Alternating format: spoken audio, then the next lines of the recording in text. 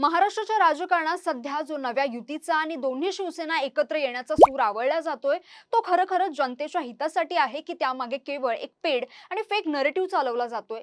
छत्रपती संभाजीनगरमधून अंबादास दानवे आणि अब्दुल सत्तार यांच्यासारखे नेते जेव्हा जाहीरपणे एकत्र येण्याची भाषा करतात तेव्हा तो निव्वळ योगायोग असतो की पडद्यामागून आखलेली एखादी योजना असते। ज्या नेत्यांनी 4 वर्षांपूर्वी एकमेकांचे कपडे फाडायची बाकी ठेवले होते तेच नेते आज अचानक भावनिक साथ का घालत आहेत? भाजप आपल्याला संपवतोय असं रडगाणं गाऊन उद्धव ठाकरे आणि एकनाथ शिंदे पुन्हा एकत्र येतील या भाबड्या आशेवर विश्वास ठेवायचा का? मित्रांनो, आजच्या या विशेष विश्लेषणात आपण या सर्व प्रश्नांचा असा काही पंचनामा करणार आहोत ज्यामुळे राजकीय वर्तुळात पसरवलेला हा संभ्रमाचा बुडबुडा एका फटक्यात फुटून जाईल। सध्या बाजारात एकच चर्चा रंगवली जाते, दोन्ही शिवसेना पुन्हा एकत्र येणार। पण वास्तव खूप वेगळं आणि तितकंच क्रूर आहे। कारण ठाकरे शिंदे पुन्हा एकत्र येणं हे केवळ एक दिवस स्वप्न आहे की पद्धतशीरपणे पेरलेलं नरेटिव्ह आहे असं म्हणायला आता पूर्ण वाव आहे। याचं सर्वात मुख्य कारण म्हणजे शिंदे आणि भाजप ही युती केवळ महाराष्ट्रापुरती मर्यादित राहिलेली नाहीये, तर या युतीची सारी सूत्र थेट दिल्लीतून हलवली जातात आणि दिल्लीच्या तख्तापर्यंत पोहोचण्याची ताकद आता उद्धव ठाकरेंमध्ये राहिलेली नाहीये। ज्या पद्धतीने उद्धव ठाकरेंनी पंतप्रधान नरेंद्र मोदी आणि केंद्रीय गृहमंत्री अमित शहा यांच्यावर थेट वैयक्तिक हल्ले केले, त्यांचा अपमान केला, ते पाहता भाजप यापुढे कधीही उद्धव ठाकरेंना जवळ करणार नाही। भाजपचे क्रमांक 1 चे शत्रू यापुढे उद्धव ठाकरेच असतील यात तीळ मात्र शंका नाही। आणि म्हणूनच शिंदे कधीही ठाकरेंसोबत जाण्याचा आत्मघातकी निर्णय घेणार नाहीत। 5 ठळक आणि अत्यंत मजबूत कारणं आहेत ज्यामुळे एकनाथ शिंदे हे भाजपची साथ कधीच सोडणार नाहीत। हे सूर्यप्रकाशा इतकं स्पष्ट होतं। चला या कारणांचा आणि अँगलचा सविस्तर राजकीय पंचनामा करूयात। पहिली गोष्ट म्हणजे भाजप आणि शिंदे यांचं नातं तुझं माझं जमेना आणि तुझ्या वाचून कर्मेना असंच राहिलंय। मध्यंतरीच्या काळात भाजपकडून एकनाथ शिंदे आणि त्यांच्या मंत्र्यांचा अनेकदा राजकीय अपमान झाला। जागा वाटपावरून खटके उडाले तरीही शिंदेंनी भाजपची साथ सोडली नाही। याच्या पाठीमागे ईडीची असलेली टांगती तलवार आणि सत्तेतून मिळणारा प्रचंड मलिदा हीच मुख्य कारणं असल्याचं राजकीय वर्तुळात उघडपणे बोललं जातं। 2029 पर्यंत तरी या दोन्ही पक्षांना एकमेकांशिवाय पर्याय नाही, त्यामुळे सत्तेचा हा अथांग मलिदा सोडून एकनाथ शिंदे केवळ भावनिकतेपोटी उद्धव ठाकरेंच्या गळ्यात गळा घालतील हे मानणं निव्वळ मूर्खपणाच ठरेल। दुसरा सर्वात महत्त्वाचा आणि औद्योगिक अँगल म्हणजे शिंदे आणि देवेंद्र फडणवीस यांच्यातील व्यावसायिक भागीदारी।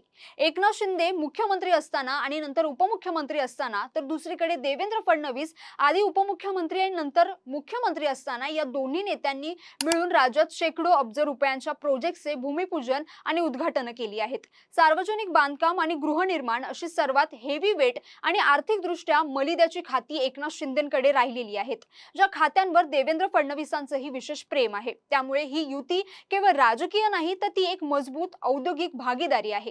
गेली 10 ते 12 वर्ष हे दोन्ही नेते अशाच पद्धतीने एकत्र कारभार पाहत आहेत। त्यामुळे निव्वळ छोट्या मोठ्या अपमानासाठी किंवा जुन्या नेत्यांच्या भावनिकतेसाठी इतक्या मोठ्या आर्थिक साम्राज्यावर पाणी सोडायला शिंदे कधीच तयार होणार नाहीत। तिसरा अँगल आहे एकनाथ शिंदेंचं अग्रेसिव्ह हिंदुत्व। एकनाथ शिंदे यांनी नेहमीच भाजपच्या पथ्यावर पडेल अशीच भूमिका घेतली आहे। प्रतापगडावरील अफजल खानाच्या थडग्याजवळील अनधिकृत बांधकाम हटवणं असो, वांद्रे येथील मशिदीच्या अनधिकृत बांधकामावर बुलडोझर फिरवणं असो, शिंदेंनी नेहमीच प्रखर हिंदुत्वाची भूमिका घेतली। जे हिंदुत्व मवाळ झालेल्या उद्धव ठाकरेंना कधीच जपायला जमलं नाही ते शिंदेंनी करून दाखवलं। त्यामुळे विचारधारेच्या पातळीवरही शिंदे हे ठाकरेंपेक्षा भाजपच्या जास्त जवळ आहेत आणि याच विचारधारेच्या बळावर ते भाजपसोबत राहणं पसंत करतील।